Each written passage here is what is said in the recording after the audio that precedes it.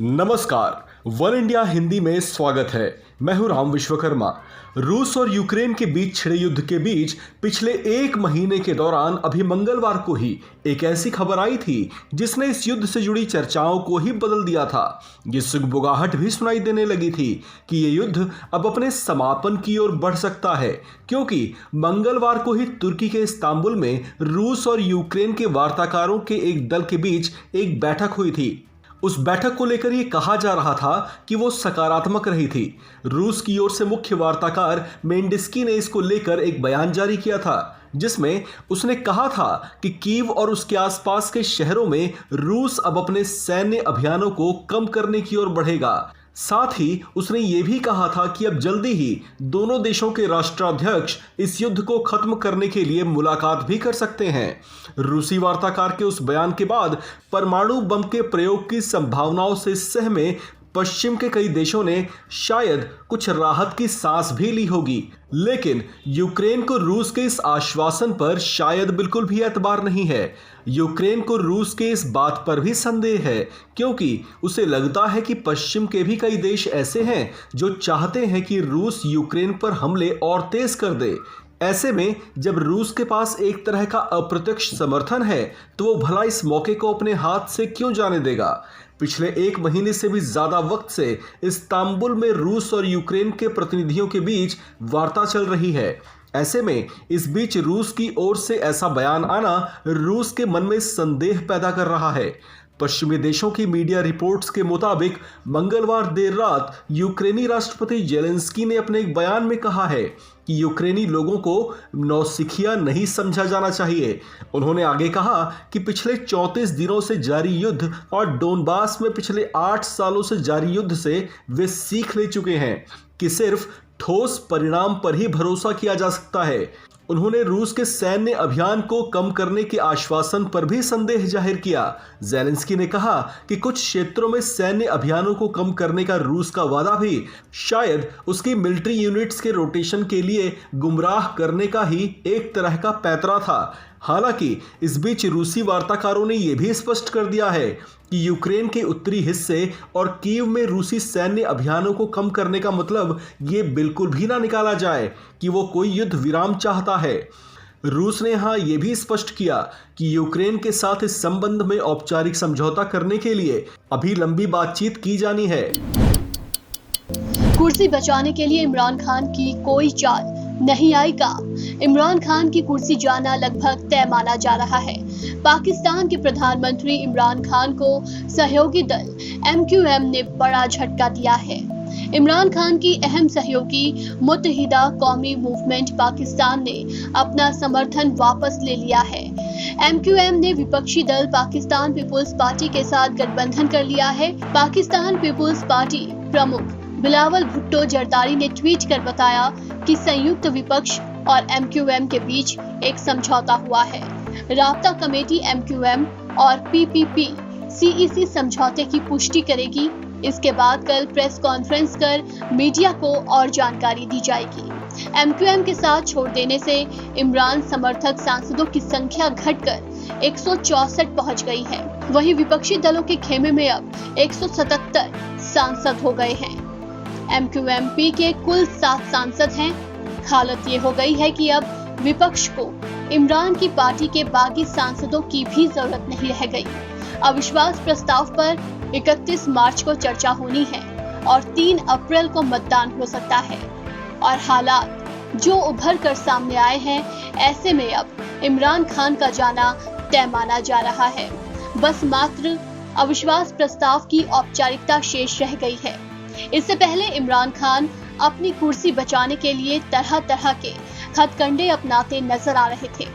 इमरान ने एक व्हिप जारी किया है कि उनकी पार्टी के सारे सांसद संसद से गायब हो जाएं और प्रस्ताव पर वोटिंग ही ना करें, और जिसने इस आदेश का उल्लंघन किया उस पर कार्रवाई होगी।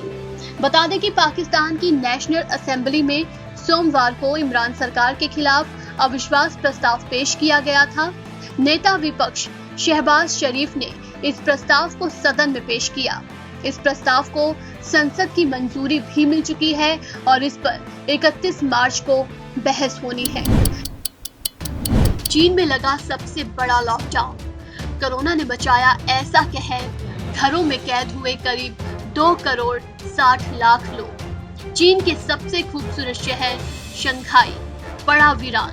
जी हां, इस समय चीन में कोरोना हाहाकार मचा रहा है। शंघाई में मंगलवार को कोरोना के 4,477 नए मामले दर्ज होने के बाद हड़कंप मच गया है और वहां सख्त लॉकडाउन लगा दिया गया है। किसी को भी घर से निकलने की इजाजत नहीं है। सिर्फ कोरोना का टेस्ट कराने के लिए ही लोग घर से बाहर निकल सकते हैं। ये सब चीन में कोरोना की नई लहर की वजह से हुआ है। शहर में पहले से ही कई पाबंदियां लागू थी और अब इन्हें और कड़ा कर दिया गया है। चीन के नागरिकों को कोरोना से बचने के लिए अपने रिहायशी परिसरों के गलियारों, गैरेज और खुली जगह पर भी न जाने की सलाह दी गई है। कोरोना प्रतिबंध इतने सख्त हैं कि लोग यहां पालतू जानवरों को घुमाने के लिए भी बाहर नहीं निकल सकेंगे। बस, मेट्रो और ट्रेन सब बंद है। नियमों के उल्लंघन पर सख्त कार्रवाई का निर्देश भी है। वुहान के बाद सबसे बड़ा लॉकडाउन बताया जा रहा है। वुहान में ही 2019 के आखिरी में सबसे पहले कोरोना वायरस के मामले मिले थे और वहां पर 76 दिनों के लिए लॉकडाउन लगाया गया था। बता दें कि पहले आधे शहर में 4 दिनों के लिए लॉकडाउन लगाया गया था और अब बाकी आधे शहर में लॉकडाउन की पाबंदियां लागू कर दी गई हैं। इसका उद्देश्य शहर की सारी आबादी का कोरोना टेस्ट करना है ताकि कोरोना पर जल्द से जल्द काबू पाया जा सके। लेकिन कोरोना की तमाम पाबंदियों के बावजूद कोरोना यहाँ संभाले नहीं संभल रहा है। कोरोना के मामले बढ़ते ही जा रहे हैं। सोमवार को शंघाई में कोरोना के 3500 केस मिले थे, जो मंगलवार को बढ़कर 4,477 हो गए। अगर पूरे चीन की बात करें तो मंगलवार को चीन में कोरोना के 6,886 कोरोना के केस सामने आए हैं। ऐसे में देखा जा सकता है कि कोरोना चीन में पैर पसारता हुआ नजर आ रहा है। कोरोना की रफ्तार यहाँ बेकाबू होती जा रही है। चीन की जीरो कोविड पॉलिसी भी यहाँ फेल हो गई है। ये हाल तब हुआ है जब चीन में 87% लोगों का वैक्सीनेशन हो चुका है, लेकिन फिर भी ओमिक्रॉन का BA.2 वेरिएंट यानी कि स्टेल्थ वेरिएंट लोगों को अपनी चपेट में ले रहा है। कोरोना वायरस का खतरा अब भी टला नहीं है। कई देशों में इन दिनों लगातार कोरोना के नए मामले सामने आ रहे हैं। चीन के अलावा दक्षिण पूर्वी एशियाई के कई और देश इन दिनों कोविड की लहर का सामना कर रहे हैं। इसमें Japan, Thailand, Malaysia, Indonesia, south Korea की हालत सबसे खराब है। साउथ कोरिया में पिछले 24 घंटे में 3,47,374 नए केस सामने आए हैं, जबकि 237 लोगों को कोरोना की वजह से अपनी जान गंवानी पड़ गई है। यही हाल यूरोप के देशों का भी है।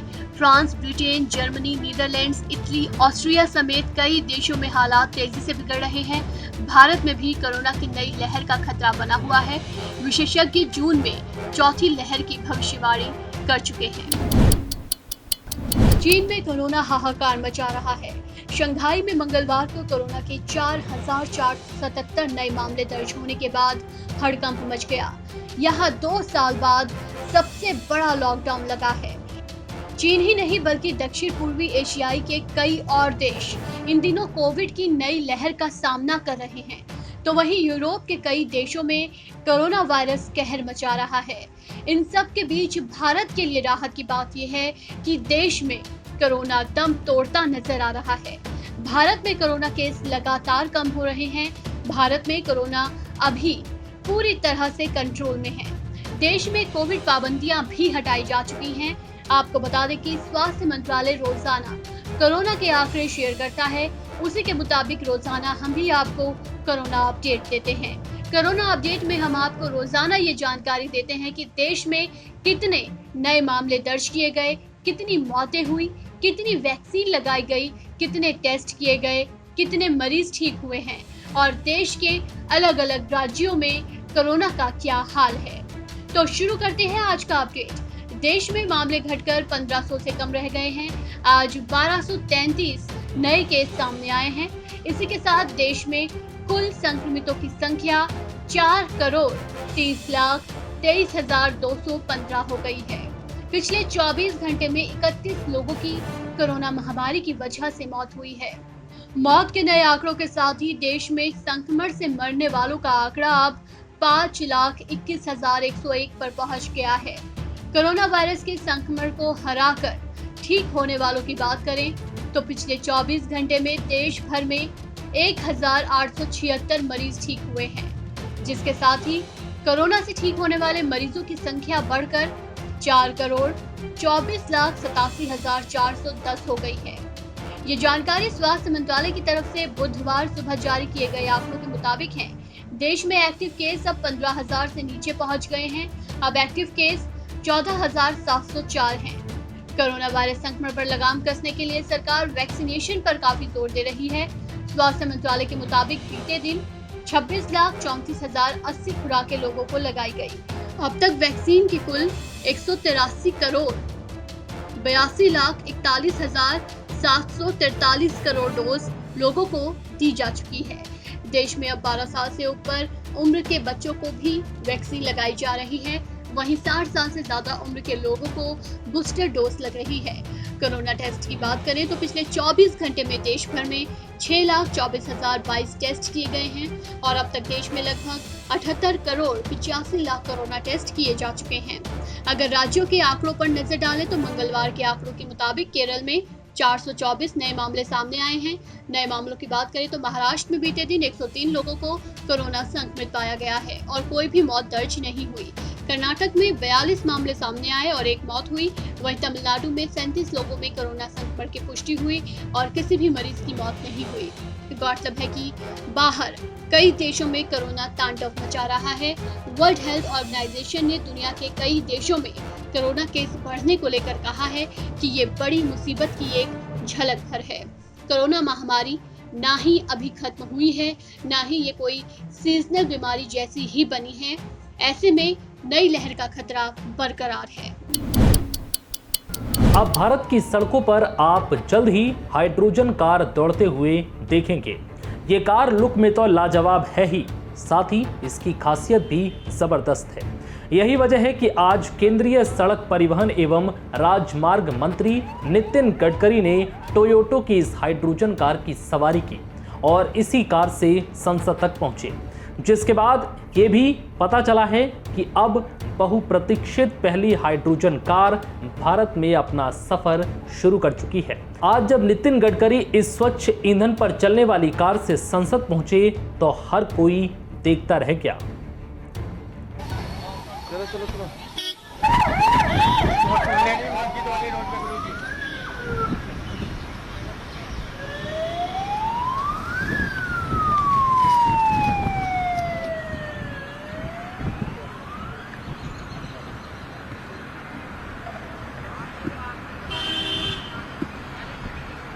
मोतीलाल नेहरू मार्ग। इस कार की सवारी के बाद नितिन गडकरी ने कहा है कि ये कार पूरी तरह से पर्यावरण के अनुकूल है और इससे किसी भी तरह का प्रदूषण नहीं फैलता। उन्होंने कहा कि ये कार भारत का फ्यूचर है। चलिए अब आपको इस कार की खासियत भी बता देते हैं। इस कार को टोयोटो कंपनी के पायलट प्रोजेक्ट के तहत बनाया गया है और इसमें एडवांस फ्यूल सेल लगाए गए हैं। ये एडवांस सेल ऑक्सीजन और हाइड्रोजन के मिश्रण से बिजली पैदा करता है। इसी बिजली से कार चलती है। उत्सर्जन के रूप में इस कार से धुएं की जगह सिर्फ पानी निकलता है, यानी ये कार आम कारों की तरह धुआं नहीं छोड़ती बल्कि पानी छोड़ती है। टोयोटो किर्लोस्कर मोटर्स ने इंडियन मार्केट में हाल ही में अपनी hydrogen car Toyota Mirai launch की थी। हाइड्रोजन फ्यूल सेल पर चलने वाली देश की इस पहली कार को गडकरी ने ही लॉन्च किया था। गडकरी ने इस कार को फ्यूचर यूं ही नहीं बताया। दिलचस्प बात यह है कि कार के नाम का अर्थ भी यही है। जापानी भाषा में मिराई शब्द का मतलब ही फ्यूचर यानी भविष्य है। टोयोटो ने इस कार के लिए hydrogen based fuel cell system develop किया है। दरअसल ये भी एक इलेक्ट्रिक गाड़ी है जो हाइड्रोजन यूज कर चलने के लिए ज़रूरी इलेक्ट्रिसिटी बनाती है। इसके फ्यूल टैंक से हाइड्रोजन की सप्लाई फ्यूल सेल स्टैक को की जाती है। ये कार चारों ओर हवा में मौजूद ऑक्सीजन को खींचती है, फिर इन दोनों गैसों के केमिकल रिएक्शन से पानी और बिजली जनरेट होती है। बिजली का इस्तेमाल कार को चलाने में होता है, जबकि पानी साइलेंसर से बाहर आ जाता है। फिलहाल इस वीडियो में इतना ही। नमस्कार।